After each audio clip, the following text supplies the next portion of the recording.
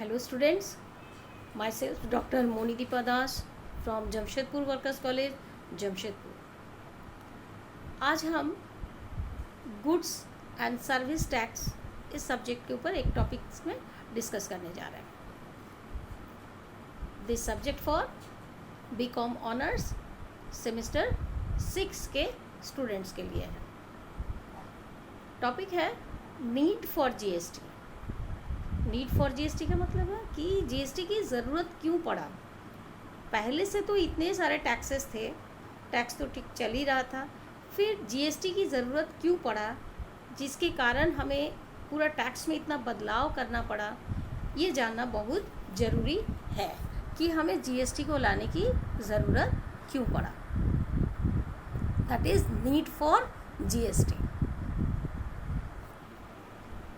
तो किसी भी चीज़ की कभी जब ज़रूरत पड़ता है, इसका मतलब जो ऑलरेडी हमारे पास है उससे हम सेटिस्फाइड नहीं है। हमें किसी चीज़ की ज़रूरत क्यों पड़ रहा है? क्योंकि जो हमारे पास है उससे हम सेटिस्फाइड नहीं है, जिसके कारण होता है कि हमें फिर अलग से दूसरा चीज़ की ज़रूरत पड़ रहा है।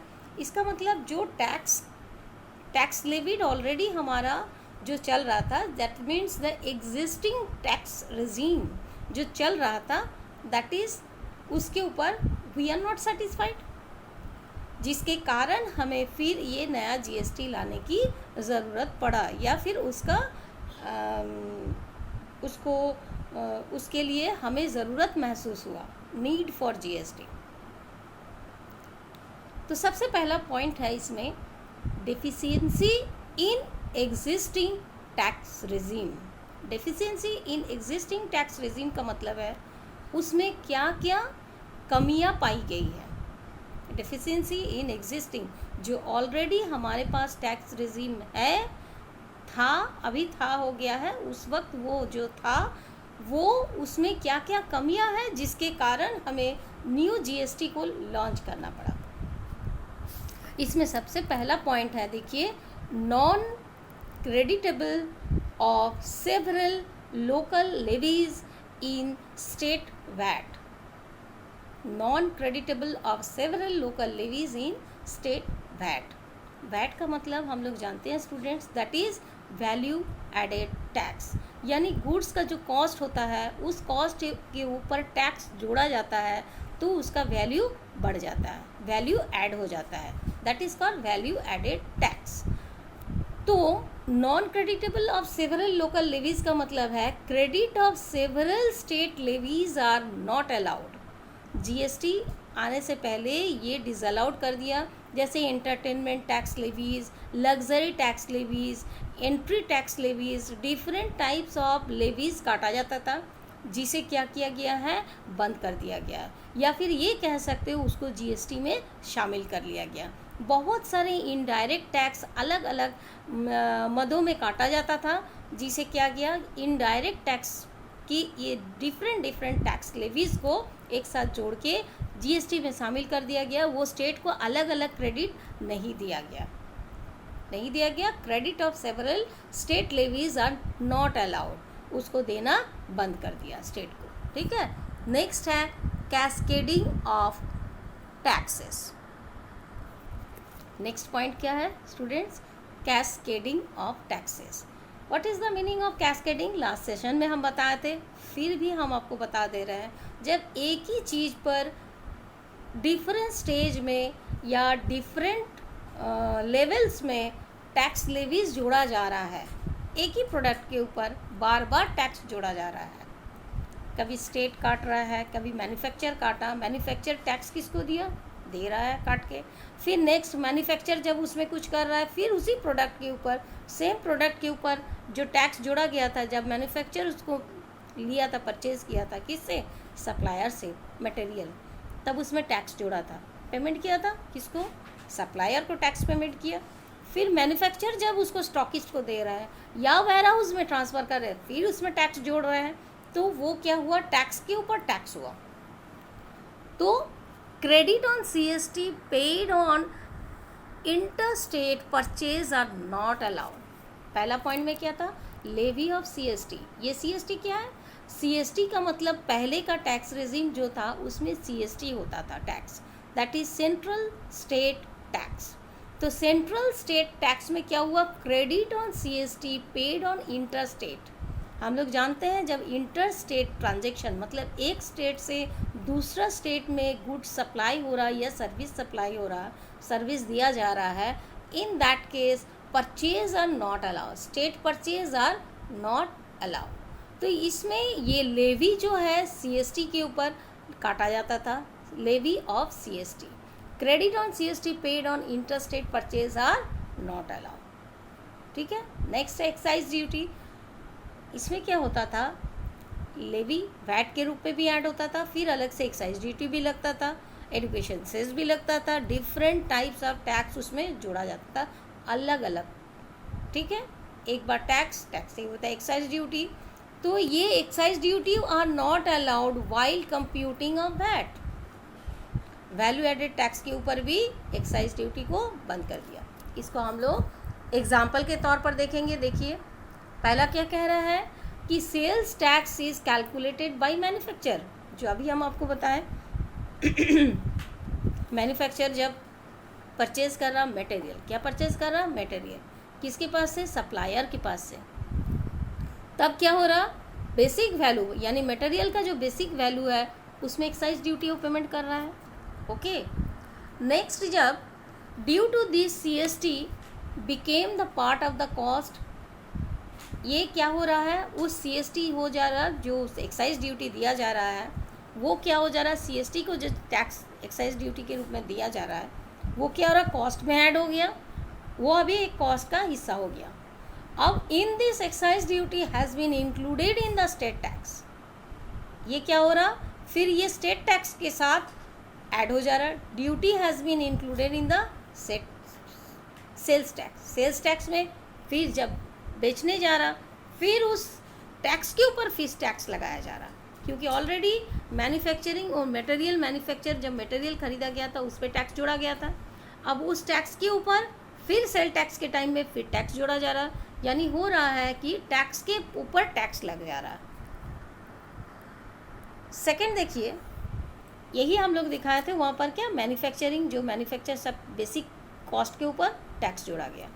अब फिर जब ये वैट डीलर क्या कर रहा है, सब्सिक्वेंटली जब इंटरेस्टेड हो रहा है, यानी स्टेट के अंदर में जब कोई वो प्रोडक्ट मटेरियल जब सेल हो रहा, कंज्यूमर को सेल हो रहा है, तब क्या हो रहा, तब उसमें देखो कॉस्ट कैसे कैसे जोड़ रहा है, basic value plus excise duty. Excise duty कब जोड़ गया, जब मटेरियल सप्लाई हुआ था तब। इस मटेरियल सप्लाई के ऊपर एक्साइज ड्यूटी जो हुआ था उसमें प्रॉफिट ऐड किए, कौन, मैन्युफैक्चरर अपना प्रॉफिट ऐड किया। प्रॉफिट ऐड करने के बाद इसके ऊपर फिर टैक्स ऐड हो रहा, सेल टैक्स लग रहा ना, यानी कि टैक्स ऑलरेडी एक बार जुड़ा हुआ था, अभी प्रॉफिट ऐड हुआ, फिर उस टोटल प्राइस के ऊपर फिर टैक्स जोड़ा जा रहा है। थर्ड पॉइंट में देखिए, non integration of VAT of service tax, non integration of VAT and service tax. इसमें क्या कह रहा है, through central VAT, CN VAT मतलब central VAT, central VAT and state level VAT, state level VAT और central VAT दोनों अलग होता है, और एसेंशियली वैल्यू एडेड टैक्स। उस समय में क्या था, दोनों वैट अलग अलग, सेंट्रल वैट अलग कटता था और स्टेट लेवल वैट अलग कटता था। And set of one tax against the credit of another, एक का क्रेडिट को दूसरा क्रेडिट के साथ एडजस्ट करने का, सेट ऑफ करने का कोई पॉसिबिलिटीज़ नहीं था, क्योंकि सेंट्रल टैक्स जो है वो सेंट्रल लेवी अलग से काट रहा है, स्टेट टैक्स जो है स्टेट लेवी अलग से कट रहा है। ठीक है, यहाँ के एग्जाम्पल के तौर पर ये दिखाया गया, देखिए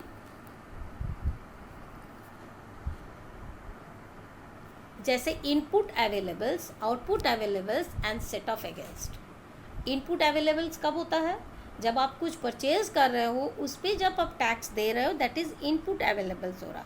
आप फिर उसको जब आउटपुट यानी सेल्स कर रहे हो, फिर जब सेल्स लेवी कलेक्ट कर रहे हो, आउटपुट लाइबिलिटी हो जा रहा है। यानी कि इनपुट अवेलेबल्स मतलब आप ऑलरेडी इतना टैक्स जमा कर चुके हैं, एज ए मैन्युफैक्चरर आप इतना टैक्स जमा कर चुके हो, और जब आउटपुट सेल कर रहे हो, आप सेल करके जब उसमें से लेवी ले रहे हो, that is your liability, you have to deposit it to the central government, state government. तो ये आपको जमा करना आपकी लायबिलिटी हो जाता है। तो यहाँ जब आप सेल कर रहे हो या परचेज कर रहे हो, दोनों में आप टैक्स दे रहे थे। ओके, सेंट्रल को दे रहे हैं थे, जब इनपुट अवेलेबल्स हो रहा था तब आप excise duty, service tax and state को भी वैट दे रहे हो।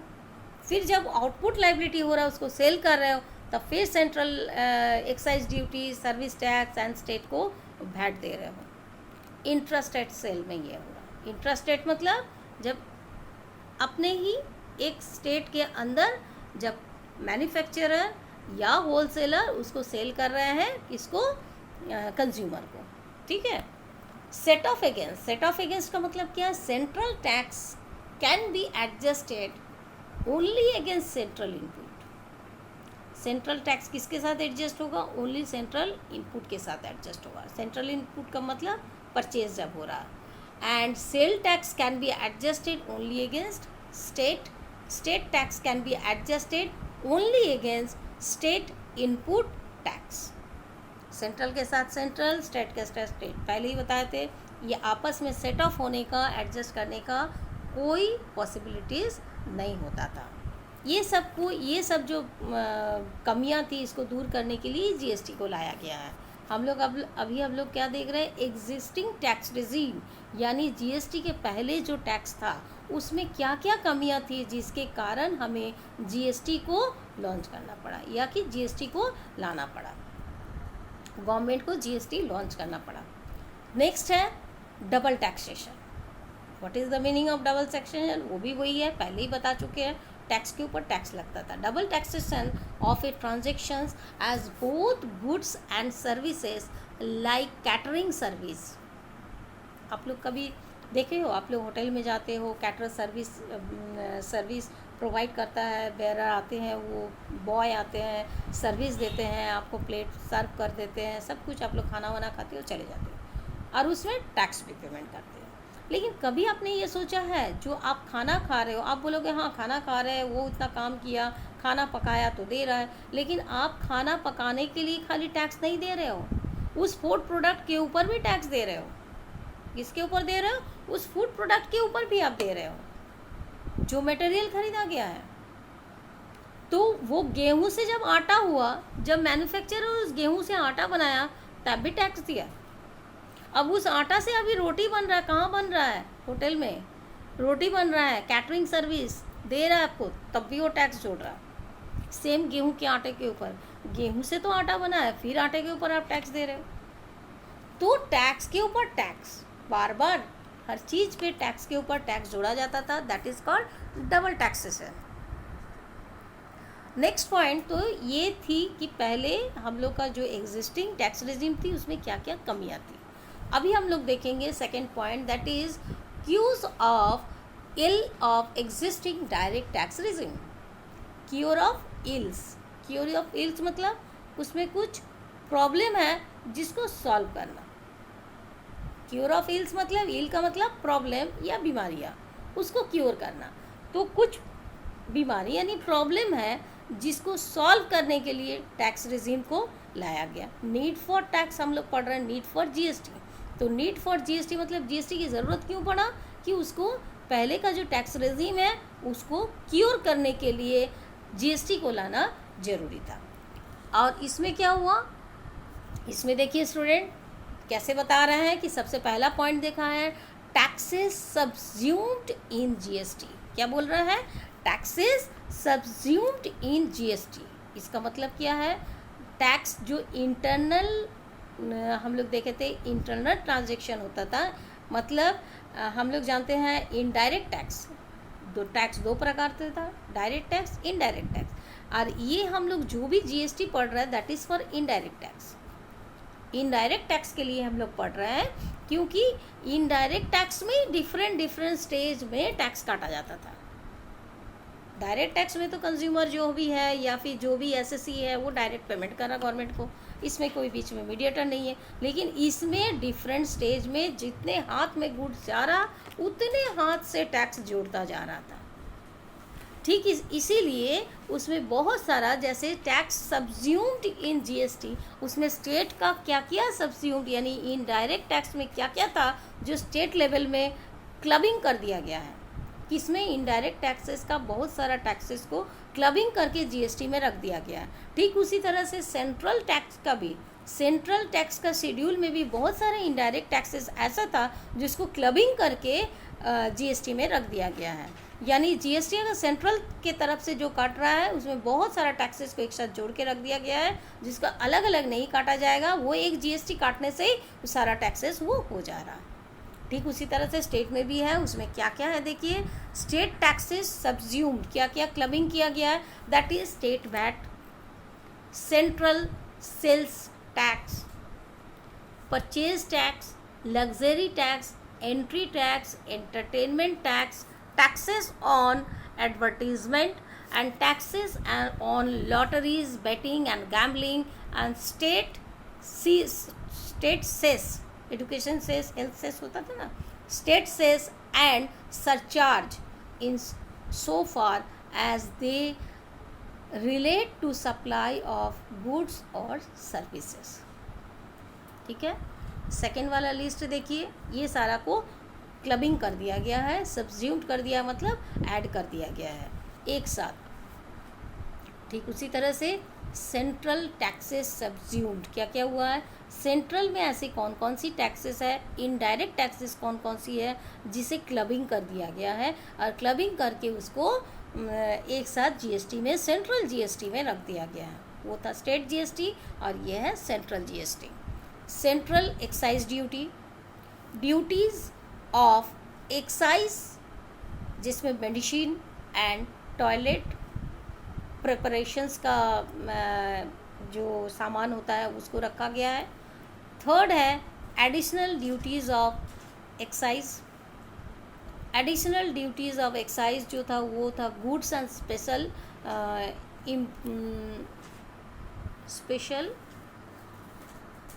आपको दिख नहीं रहा होगा स्टूडेंट्स ना, इम्पोर्ट्स। ठीक है, इम्पॉर्टेंट कुछ आइटम होता था जैसे गुड्स एंड स्पेशल इम्पोर्ट्स के लिए था एक्साइज ड्यूटी जिसमें लगाया जाता था, उसको भी क्लबिंग कर दिया गया। Additional duties of excise, additional duties excise लगाया जाता था किसमें, टेक्सटाइल एंड टेक्सटाइल प्रोडक्ट के ऊपर, उसमें भी जो एडिशनल ड्यूटी लगाया जाता था उसको क्लबिंग कर दिया गया है।